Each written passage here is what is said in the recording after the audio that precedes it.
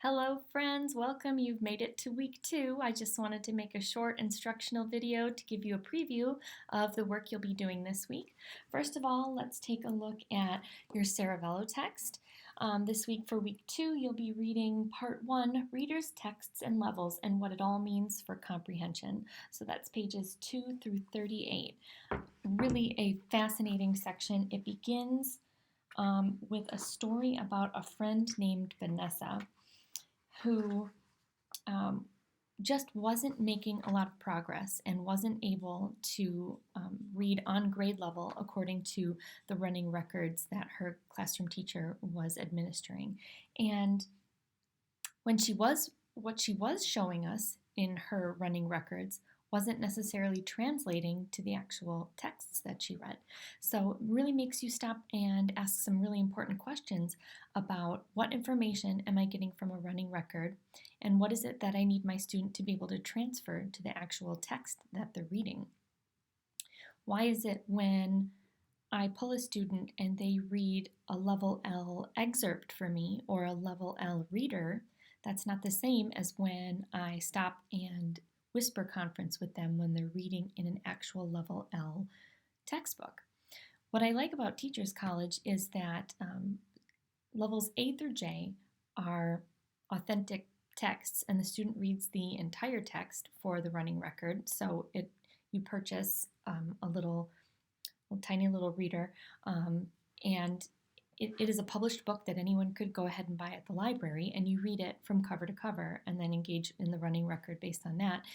And then levels J and beyond, they take an excerpt, a short selection from another authentic published text, but you're not reading the whole text, you're reading in the middle of it somewhere.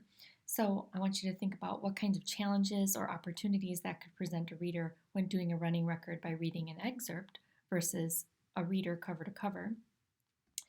And what kinds of differences would you expect in terms of a student and their running record performance with an excerpt versus if they were to read the entire text cover to cover?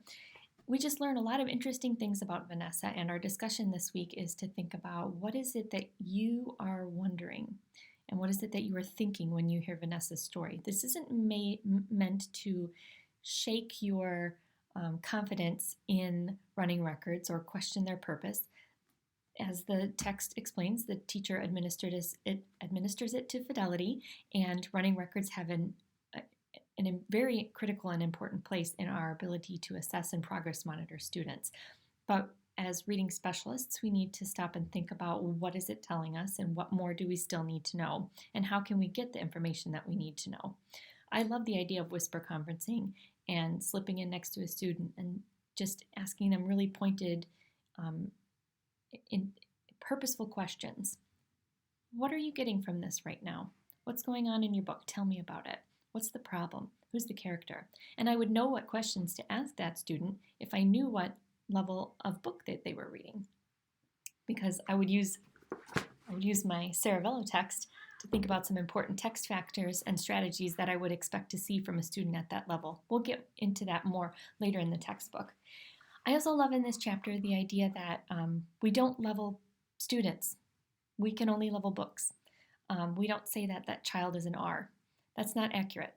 And furthermore, this selection gets into the problems of leveling a text. If I level a text based on lexile, all I'm looking at is the frequency and popularity of the words in the book. So a Harry Potter text that's got a lot of new words that we don't use very often, and some of them are even made up, is going to have a really, really high lexile number because of that, as opposed to a Modest Proposal by Jonathan Swift that has concepts for an adult mind to grapple with, but the lexile might be really low because it's using a lot of common words and shorter sentences. So a lexile measure isn't always very accurate. Qualitative analysis of a text would give me a lot more to think about.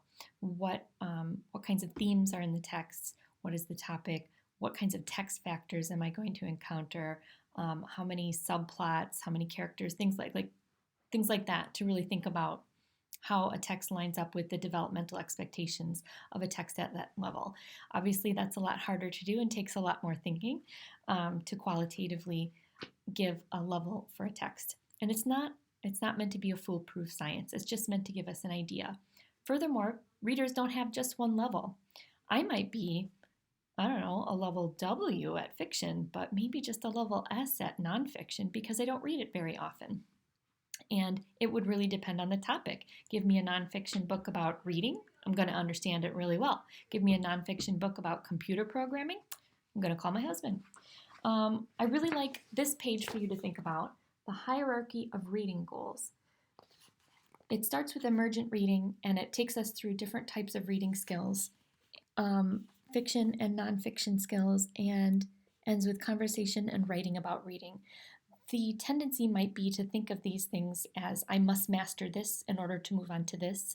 This lower one is more important than this higher one, when really this just is meant to give us kind of a roadmap of the way we typically teach students, and when we know a student is struggling, where we can find a place to push in and help starting to support them right here.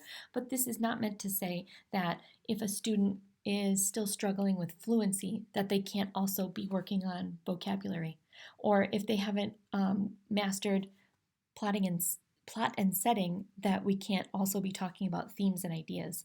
It's really important that students be working developmentally with their peers on all of these skills, even if we're also doing additional remediation of gaps in their learning. My other favorite page is this page, page 17, that lists reader and text variables besides level that impact comprehension.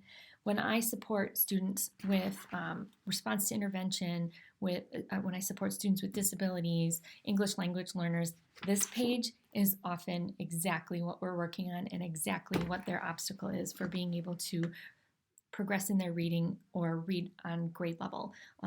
These are definitely some factors that you would want to consider that could be creating a rift between where you want a student to be and where they are right now.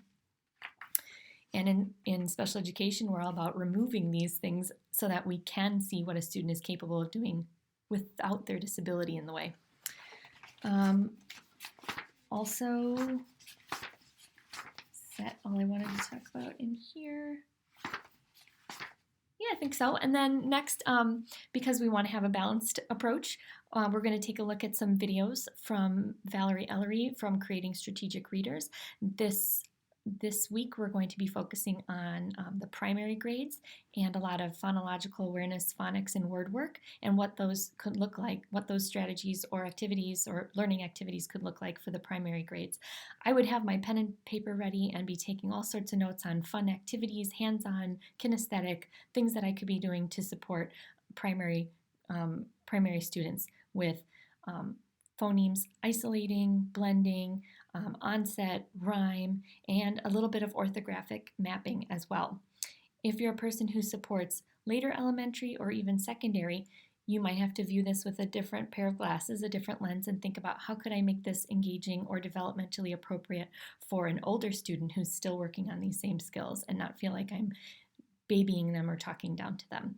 So I look forward to hearing what you have to say about Vanessa's story from our Saravello text and anything else that you've learned this week that you care to share in our discussion. All right, have a great week. Bye.